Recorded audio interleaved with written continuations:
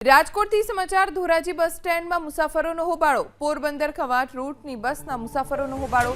ક્ષમતા કરતાં વધુ પ્રવાસીઓ બેસાડ્યા હોવાના આરોપ સાથે મુસાફરોએ હલ્લાબોલ કર્યો।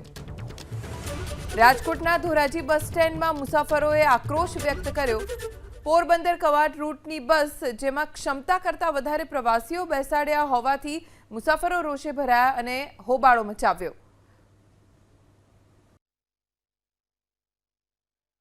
બસની અંદર 100 જણા બેઠેલા છે, જ્યારે હાલમાં બસની કેપેસિટી 60 અને 70ની જ છે।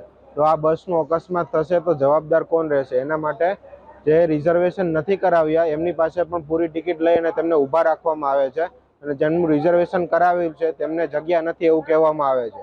રિઝર્વેશન વાળાને અંદર ચડવા નતા દેતા। અમે લોકો ક્યારના બહાર 15 થી 20 મિનિટ બહાર ઊભા કુતિયાણા બસ સ્ટેન્ડ ઉપર, ફૂલ બસ, અને અમને લોકોને ચડવા ના દીધા। અમે વરસાદમાં બહાર, રિઝર્વેશન વાળા હેરાન થાય।